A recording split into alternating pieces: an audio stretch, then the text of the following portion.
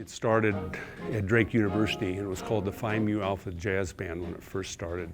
And there was a fire building where the music building is now, and that's where the band used to rehearse.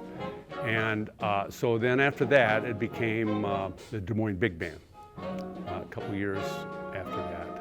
And it's been the Des Moines Big Band all these years, except for 1 year. We changed our name to Groove. So I go and hear the Des Moines Big Band. It had just revamped. I didn't know the history, but there I am in the late 70s, and they were starting to rehearse again and call it an odd name called Groove. Believe it or not, I've been a member of the band now going on 31 years. And I've loved every minute of it. When I grew up here in Des Moines and went off to college, and when I came back from college, I got into the Des Moines Big Band, and I knew I was never going to leave until I was dead or they pushed me out, because it's just too much fun. It's great history of big band jazz, and there's not too many bands like this. There are not, especially not in their 60th year, with very little break in its continuity, with an amazing drummer who's been the throbbing heartbeat of this band. Well, I've been the drummer in the band for most of its existence, so whatever goes along with that chair, that's what I'm doing. The band became somewhat of an entity just at the same time that I came to Drake to go to school. The band started out as what we call a rehearsal band, and when I started playing with it, we used to rehearse down at the Musicians Union, which was not too far from here actually. It's no longer there.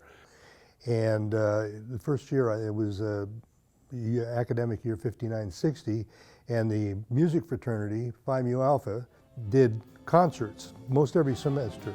And there were some older guys that had come back from World War II and that were of that vintage that were interested in this music, and started the band to play concerts in what was then called Old Main Auditorium. Now it's called Sheslow. When I started leading the band, I thought, well, what the heck, we might as well be playing for people instead of just playing for ourselves. And so we started doing that, and we went into the Spaghetti Works and played back there and it became kind of a regular entity, because there were so many people that were really qualified players that were older fellas. A lot of guys that had been either in World War II or were of that vintage that had come to Drake to go work on master's degrees or had come back, and there was a huge interest in the music, and so that was the vehicle by which they were able to perform. And like the traditions of most of the rehearsal bands around the country, there were great players that were doing a lot of commercial playing in those days, playing for musicals and theater. And the one night that theater's always been is dark is Monday night. So the tradition was that the rehearsal bands, or like Des Moines Big Band Roots, was on Monday nights. And for most of its existence, it played on Monday nights up until the association with No Change. So now I've moved to Wednesdays. But there was a lot of bands that were being created, and movement to create the music in the schools by the same generation, and I was just walked into the tail end of that generation and got involved the second year the band was formed. And it became, it was a great time in the city of Des Moines, because right down there was Spanky's, there was all kinds of clubs that were going on, and Monday night was a great night. So we had a lot of really outstanding guests that would come in, like Clark Terry, Bobby Shue. I mean, those are just a few people. I mean, we had some really wonderful, and my brother, a great saxophone player, he came in quite a bit, and it was an opportunity not just to bring all that talent to the city, but also it gave us the opportunity to play with people that were very inspiring to us musically. And so And so when somebody says, well, who you played with? Well, I played with, you know, so it was a good opportunity. And there's nothing like it. That's why people should hear the band. To see what jazz has to offer, it comes from the soul. Jazz music is awesome on recordings, but to really get the true essence of jazz music and big band music, you got to be sitting there live. That's where it's really at. When you're in the room when it's being produced, that's totally different than listening to a recording. Recordings are awesome and good, and we all want to listen to them, and I listen to them all the time. But there's nothing that replaces that live sound. I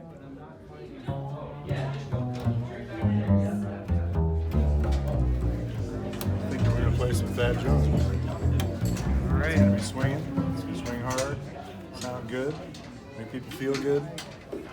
Now, please join me in welcoming to the stage, under the direction of Dave Resig, the Des Moines Big Band.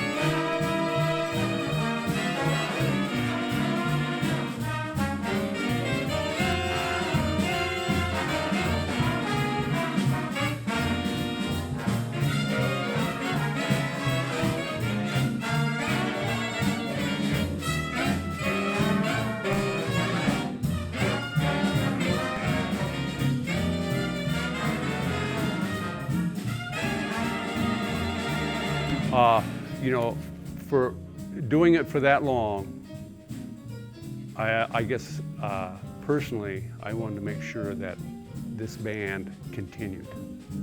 And so there was only one guy in town that I knew was going to take care of business, and that was Dave Resig. And Dave and I have known each other a long time, and so it's kind of a hard thing to do, to turn over something that's kind of been your baby for a long time and entrust it to someone else. But I knew entrusting it to him, it was going to continue and to grow. I'm Dave Resig. I'm the artistic director and band leader with the Des Moines Big Band. And I've been leading the band now for, this is my 4th season with the group. Right now, and this one's called. Well, it's not just a group that's been playing for some 60 seasons now. It's kind of the big band that I grew up listening to since, you know, middle school, high school. It was like the elite band in the area, and it's something that a group that a bunch of my friends and I would go listen to every week while I was in high school.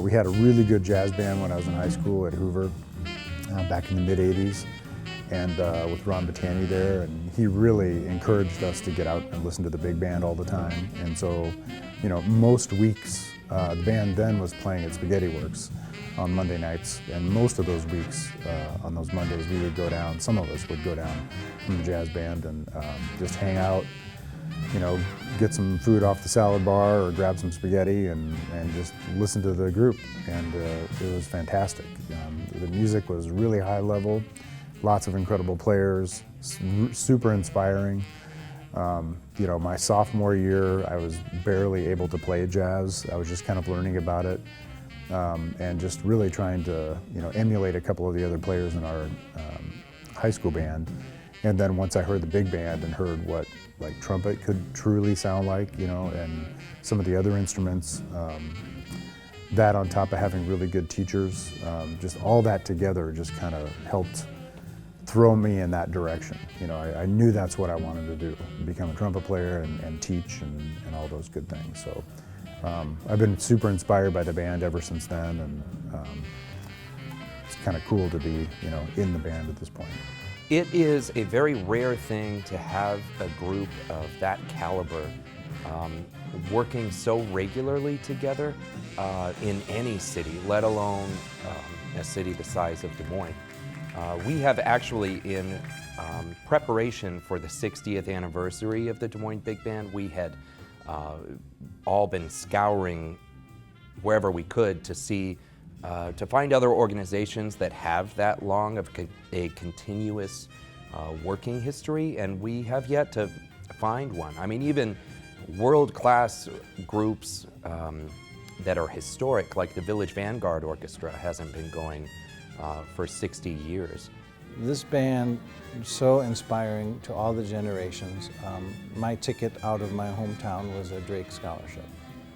I came at a fantastic time at the late 70s when bands that I was just coming into my musical maturity. Stan Kenton, my father, loved that band. In the 40s, he was still alive and recording my first year of college. In fact, he had a famous album called Kenton 76. And I couldn't believe it was the same Kenton. So we bonded with my father, and I memorized the back of that record jacket. And I'm shocked. I get to Des Moines, Iowa, and Jim Oates, who's on the back of this famous record, is living in Des Moines. At the same time, one of the hottest lead trumpet players of all time, who died an untimely death, Bill Chase, had a Des Moines connection. Some people didn't take that ill-fated plane crash. And this amazing bass player, D'Artagnan Brown, is at Drake. Jim Oates is running around Drake. Bob Wiest is the trumpet professor who was the predecessor of Andy Klassen. And let's remember, this is the anniversary when the Pope visited this next week. Bob Wiest was contacted by the Vatican to arrange the brass music for Pope John Paul's visit. So I'm here at Drake when all this is happening, and some of the famous people in my little mind are running around town, and they say, you gotta hear this band, you gotta hear this band.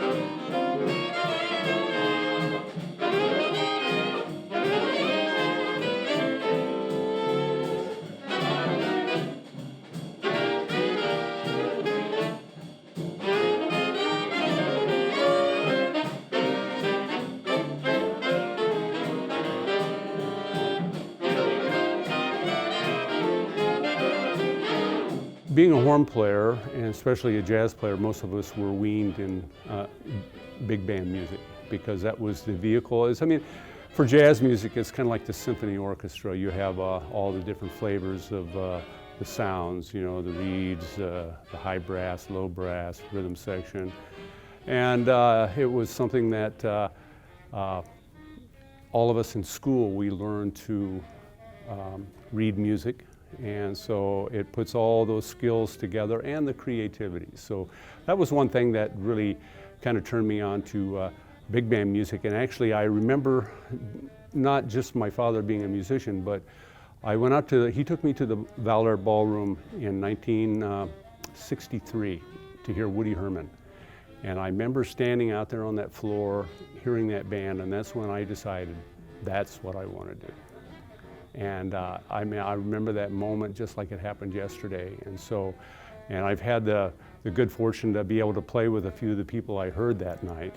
We probably have 8 or 9 different main themes, from swing big band night to music of Count Basie, Duke Ellington, Thad Jones, Stan Kenton. We've got a lot more music now where we can do a whole night of Woody Herman and numerous other types of themes.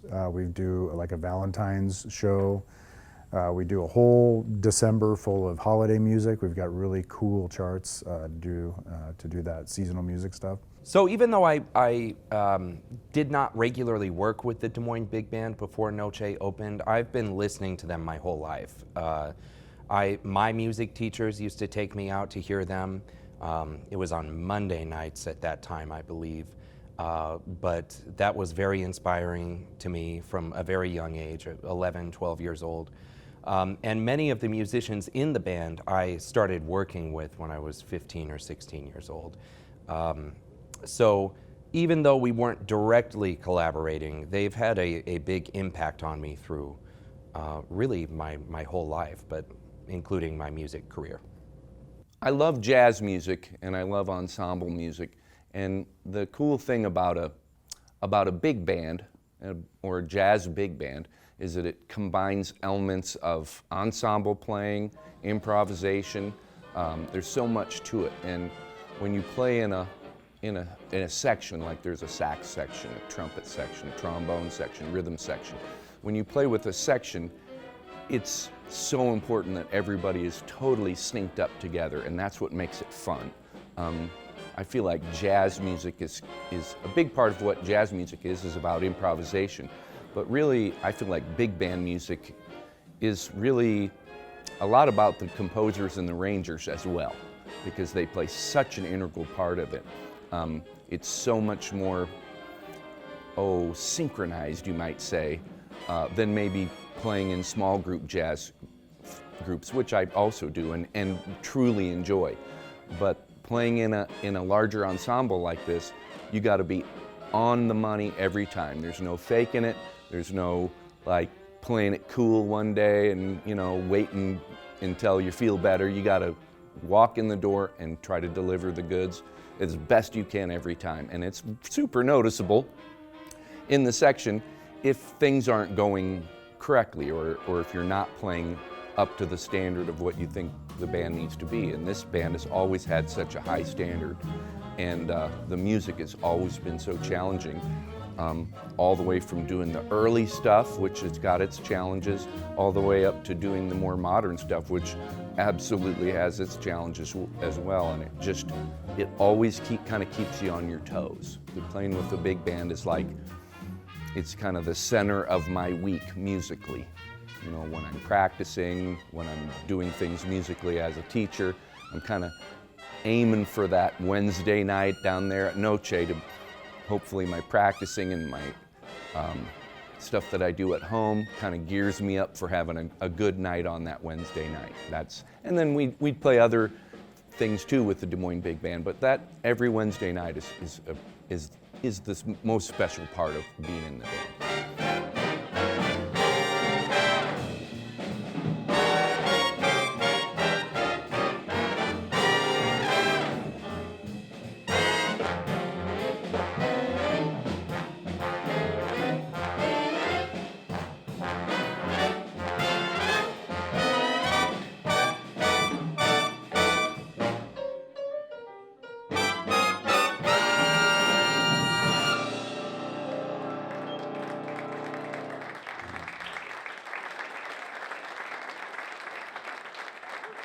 I think that one of the most wonderful things about having this venue is that it gives a fitting stage and atmosphere to a lot of the great culture that was already here, that people do not expect to find here.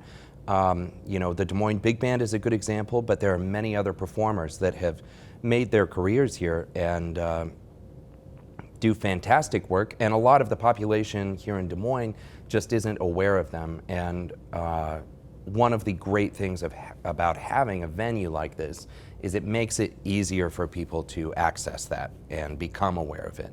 But this is absolutely part of Des Moines' heritage, and I think people who are not familiar with it would maybe be shocked to find a lot of the music that we host in here, but they would love it.